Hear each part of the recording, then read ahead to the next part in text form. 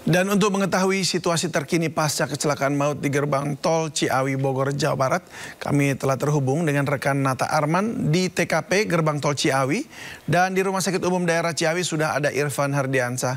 Selamat sore rekan-rekan, saya ke Nata terlebih dulu. Nata, apa informasi terbaru dari lokasi?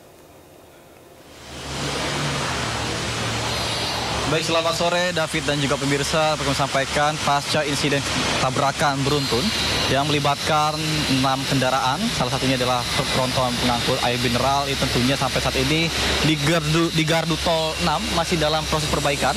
Yang mana di sini ada 7 gardu dan sebelumnya ada 3 gardu yang tidak bisa dilakukan transaksi. Sementara untuk tadi sekitar pukul 2 ini sudah mulai bisa beroperasi gardu 5, gardu 4. Hanya saja untuk gardu yang ada di belakang saya sampai saat ini masih dilakukan perbaikan. Karena memang cukup parah tragedinya. Bisa Anda saksikan juga di sisi sebelah kanan ini dari tulang-tulang gardunya masih terlepas seperti itu akibat hantaman dari kendaraan yang rusak parah akibat dihantam dari belakang oleh truk tronton pengangkut air.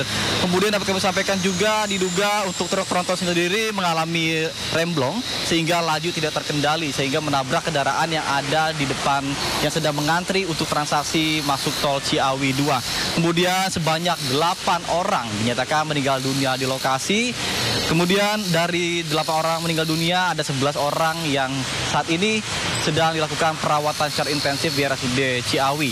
Kemudian dari 8 orang yang meninggal dunia, ini 2 orang sudah berhasil diidentifikasi. Namun kami belum mengetahui secara pasti, secara rinci siapa nama-namanya, dan kami juga masih terus berkonfirmasi dengan tim yang ada di RSUD Ciawi. Kemudian untuk saat ini juga situasi dari arus lintas mengingat masih ada 1 gerbang tol yang masih belum bisa dioperasikan dan juga ditambah ada gardu satelit yang masih belum bisa dioperasikan sehingga tadi kami sempat melakukan putar balik dan tentunya menyebabkan kemacetan cukup panjang bahkan 2 sampai dengan 3 km yang mengular sehingga inilah yang menjadi salah satu permasalahan utama yang saat ini terjadi karena ada beberapa gerbang atau gardu tol yang masih belum berfungsi sehingga inilah yang menjadi penyebab utama dari kemacetan atau ketersendatan kendaraan yang mengarah ke arah Jakarta. Sementara David. Ya, Nata, ada informasi mungkin kapan gardu tol semuanya kemudian dapat berfungsi kembali? David, bisa diulang, suaranya terputus? Iya, apakah Anda dapat informasi mengenai kapan seluruh gardu tol bisa difungsikan kembali? Baik, terkait dengan informasi tersebut, sampai saat ini juga kami masih terus berkoordinasi dengan pihak Jasa Marga. Namun dari pihak Jasa Marga juga masih belum bisa memastikan kapan gardu tol yang ada di belakang saya ini bisa selesai untuk proses perbaikan. Dan tentunya ditargetkan pada hari ini akan rampung semua sehingga nantinya seluruh gardu tol ini bisa berfungsi seperti sedia kala. David. Baik Nata, terima kasih informasinya. Sekarang saya ke Irfan Hardiansyah yang saat ini berada di Rumah Sakit Umum Daerah Ciawi. Irfan, bagaimana dengan korban yang terluka saat ini? Bagaimana kondisi mereka?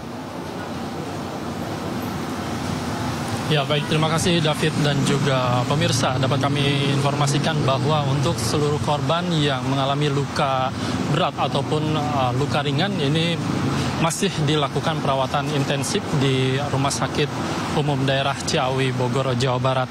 Dan dari informasi yang kami dapatkan dari Direktur Utama RSUD Ciawi, Pusya Meidiawati, bahwa menyebutkan untuk korban ini berjumlah 11 orang, namun 6 di antaranya ini sudah diperbolehkan pulang begitu, dan untuk sisa 5 korban luka ini masih terus menjalani perawatan intensif dan 3 di antaranya ini merupakan korban luka berat yang maksud kami yang berada di zona merah ini. Dan dari 3 korban yang mengalami luka berat ini salah satunya merupakan supir truk tronton. Dan untuk korban lainnya ini dari 11 orang yang memang dinyatakan mengalami luka-luka ini, sementara itu 2 ini masih dilakukan di perawatan di ruangan yang memang berbeda dari 3 korban luka berat lainnya.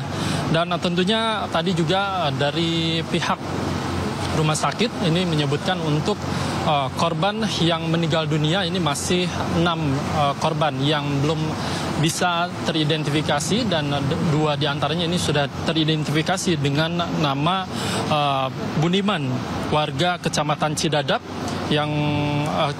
Kecamatan Cidadap, kemudian Kecamatan Sukabumi, dan satu lagi ini ada nama Yana Mulyana yang berusia 49 tahun, warga Kelurahan Selabatu, Kecamatan Cikole, Kabupaten Sukabumi. Dan untuk 6 lainnya ini masih terus dilakukan identifikasi oleh pihak DPI Polda Jabar. Sementara demikian, David. Iya, Irfan, apakah ada keluarga korban yang kemudian sudah datang ke sana untuk mengambil jenazah atau juga menjenguk yang sakit?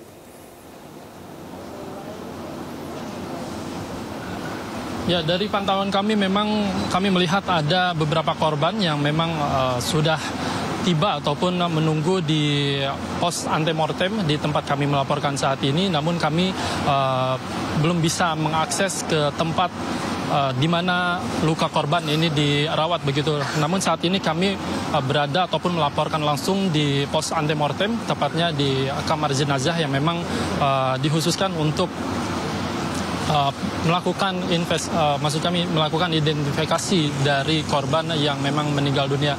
Namun hingga saat ini kami belum bisa mewawancarai korban yang memang datang ke rumah sakit Ciawi, Bogor, Jawa Barat ini. Namun tadi kami juga mendapatkan informasi bahwa dari 2 korban yang memang sudah teridentifikasi ini masih belum bisa dibawa oleh pihak keluarga, dan kami juga masih belum mendapatkan informasi yang secara resmi apa penyebab diantaranya kedua korban yang meninggal dunia yang sudah teridentifikasi ini belum bisa dibawa oleh pihak keluarga. David.